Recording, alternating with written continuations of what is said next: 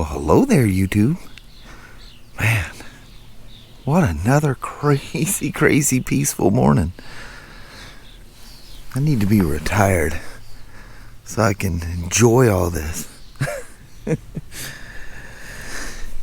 Yeah, you gotta take in what you can while you can and look forward to them days when dogs lounged out everywhere. Man, beautiful Tuesday. 19th of May, by the way. It didn't take the gasket stations long for things to open up to start price gouging already. I see it down there. Well, there, little woman. Yes, hello, ma'am. There was sunshine, there was dry roads, there was soaking, pouring roads. Now it's rain. Misty rain. Yep. Well, you have yourself a wonderful, I say wonderful, Tuesday. Yeah. I had to think about what day it was there for a sec. You too. Alright, love, see you, bye. I love you. Bye-bye now. Bye. So I don't want to start a whole battery tester thing here. But I thought I would show you guys. This is the BMW tester that shipped to us. When you're in here, you have to be hooked up to something. I can actually hook it up, but anyway, you can go through and you can find the battery, but for warranty purposes, BMW has you enter the battery part number. All BMW batteries, they're all from Excite, is who they have build them. And they have a part number. There's usually a label on the top. I don't have a BMW battery handy here to show you, but you enter that part number and it's upgradable to put the latest battery numbers in there, and then that creates a code that is just like Honda. It's some top secret code, and it can tell you based on that code. These things are so smart. It tells the manufacturer if it's been mistreated, if it's been charged properly, if it was left in a discharged state called sulfation and whatnot. And based on that code, they'll either pay for a new battery or deny it. So I'll try to get a shot of the Honda one. The Honda one, they're all Midtronics made devices, like a lot of the testing, high-end testing stuff that we have, and the Honda one is as well. But it's a step above. This is pretty fancy though. It just tells you it's a good battery. Shows you the bolts. I went and manually picked the Spyder battery, the YTX24HLBS, and from there, BMW wants the last 7 of the VIN. I just created a fictitious VIN, but this is the key for them, is this test code. This is where I really like the Honda tester, because I get a graph and I can tell. I hate telling someone, well, what's the health? And I go, don't know, it just says it's good. Alright, so this is the latest, greatest, the bad boy Honda. As with everything Honda, they don't mess around. So, like the Honda previous, the old one that I keep in the BMW box there, you find the battery, which battery you have. YTX24HL. So there it is, and the BS has something to do with polarity thing or whatever. Because you can have the post on opposings, and there's different things you can have. So anyway, just like the old one, you just go through. It'll ask you, is it a new battery? Is it an in-service battery? Is it in the bike? Is it out of the bike? And then you find the battery and hit enter to perform the test. Look at that. It even says Honda on there. Ooh, nobody's entered all the information on that. This is what you have to have. And the nice thing about this newest one, not only is it a more robust tester, state of health. Look at that, I've been goofing around with that thing and knocked her down a little bit on the state of charge. Yeah, 12.67, it was 12.76 yesterday. That does put a load on them when you do the test. But that's what you want to see. You want to see the health and the state of charge, mainly the health. Good old Honda. I'd hate to think what that thing costs though. I don't think there'll ever be one in my toolbox. It's probably that expensive. But it is a mandatory tool that is sent to us by American Honda, and they gracefully charge us for it as well.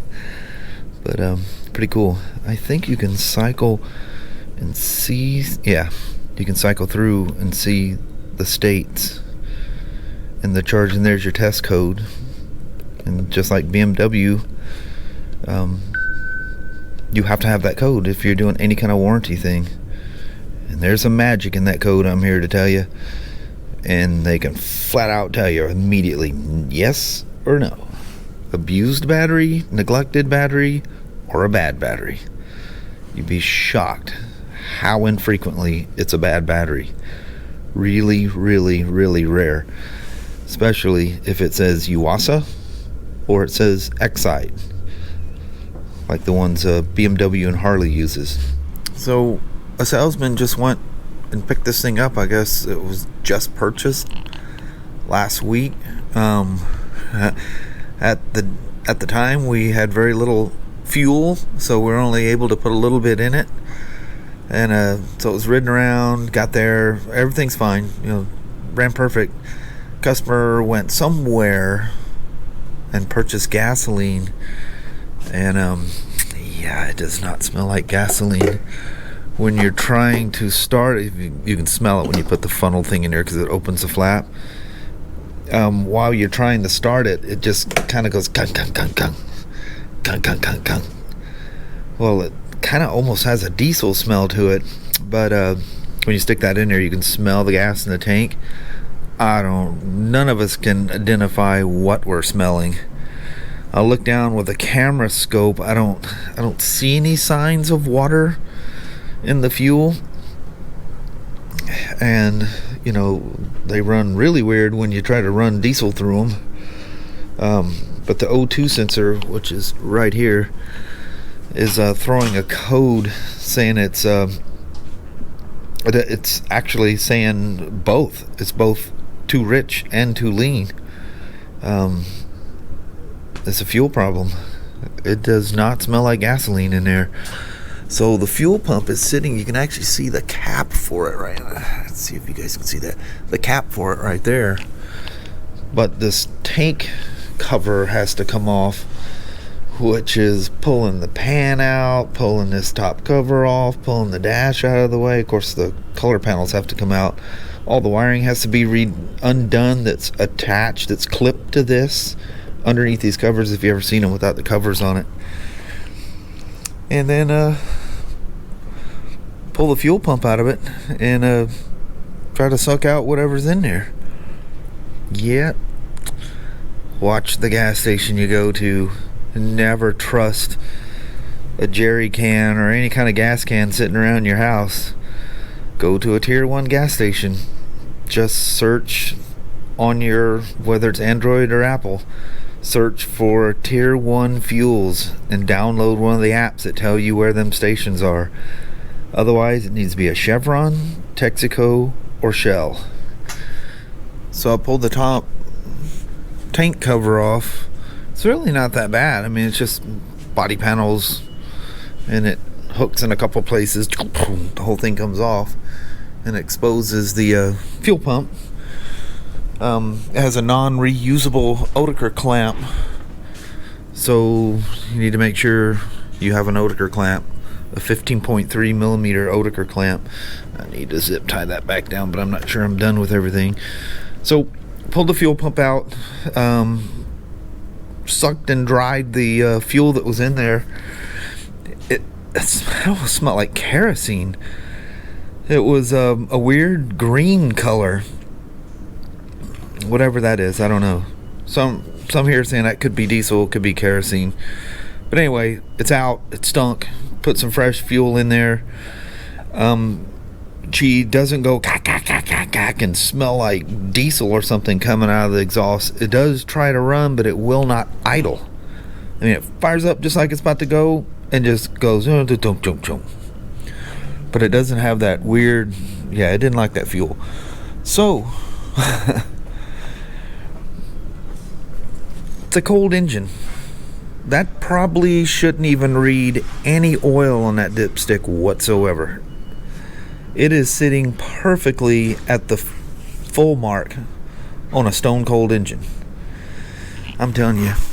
I mean, I don't mean to be a douchebag, but if you can reach down here and turn this and not see this caution thing about the proper way to check your oil level, you literally do not need to have a motorized vehicle. I mean, come on. A yellow caution, how does not grab your attention? And the very first thing it says is engine oil. It just grabs your attention. I have a suspicion it is so grossly overfilled with oil that it's not allowing it to idle. I mean, it sounds like it's perfectly running, it just won't idle. Of course, it's sitting here neutral. It's a CVT system. I can't go ram and keep it running. You know, it goes into a fail-safe mode because the park brake's on, and you know, it's not going to take off and run. So the only way I can verify this thing is to literally just pull the drain plugs and let all the oil out of it. But I think it's overfilled with oil, and it's creating so much engine resistance. There's warnings all over. You overfill this thing with oil, you can absolutely do irreversible damage.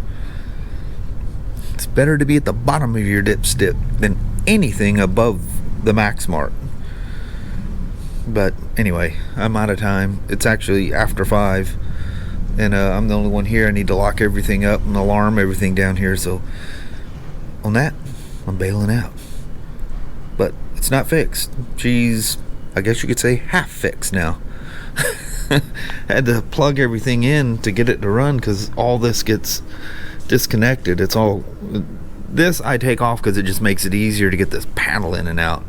So it's 4 screws for the brace, and then the one, whatever I done with it, oh, it's still sitting in it, and then one 4 that holds the dash, and then the couplers in there. You take this off, you can unplug everything. It just makes it easier. 5 screws makes your life so much easier, the way that thing has to squeeze between those wires. Even Ryan's down here, why'd you take all that off? So I don't have to fight that cover with this thing, because all them wires have to go in that little slot, and they're big wires, and they absolutely fill that space. And they're doing this swoop and then swoop back under, and then with a little metal, well, you can see them swooping here with this little metal stay in there as well. Alright, that's that for the Ryker. Look at that Road King Classic. That's him taking off second. I tried to get out before he left, but he was gone. Man, that thing was clean, super clean. It's not really funny. If you've never been around him, you don't know. I got a funny Harley story to tell you. I'm not going to tell you while I'm driving. I just thought, because like the last few days of work, we showed up at home and I didn't say we're going home. Oh, we're going home. Not that the peeps, you probably don't care. You know where I'm going at the end of the day, but it's kind of our ritual. Everything was cool. We're heading home. We're now wading into the now return to crazy traffic. But the speeders have gone though. Yeah. They're gone. The 100-mile-an-hour guys, the triple-digit dudes, they're gone. Yeah. It's just the normal flow. Well, hello there, YouTube.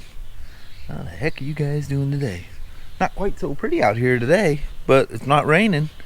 It rained off and on in different spots. In fact, it was raining off the freeway when we were coming this way. We were going, oh, Sashi and Annie won't be able to run out. Well, they won't run outside. Annie don't care. And I got here and it's nice. Doesn't look like it's ever rained today. It's all nice and dry. Yeah. So good day at work. Nice challenge with a Ryker to have something to try to diagnose. Even though I don't think there's anything wrong with the Ryker, but we'll get into more of that tomorrow. Kelly was busy as heck upstairs. Man, the parts and sales are just absolutely nuts.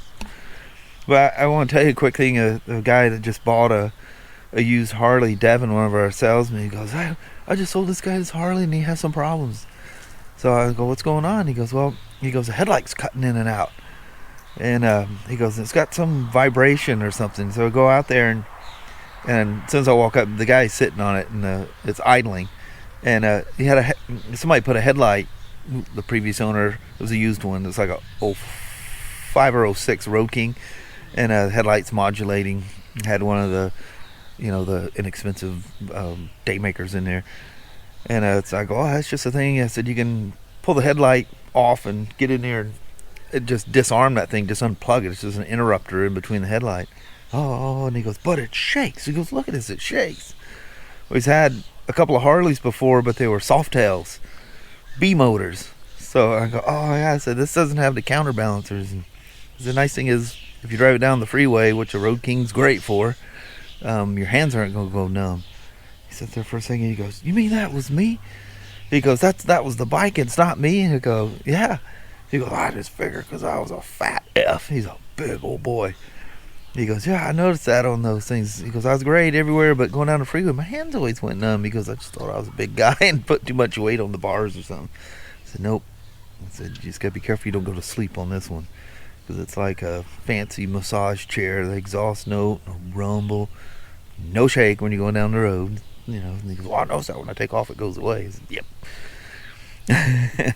It's funny, people that just aren't around bikes. I mean to laugh at somebody else's expense, but he'll be laughing. Yeah, he'll think it's funny. He'll be teasing somebody else at some point. But anyway, we'll roll on you. Alrighty, well, thank you guys so much for watching. We really do appreciate it. We will talk to you tomorrow. Same smoke time, same smoke channel. Don't forget to give her a thumbs up, and you guys have an amazing Wednesday or Thursday. Heck yeah. Thank you guys for watching. We will see you in the morning. See you in the morning on Hump Day. Yep, halfway done. Yep.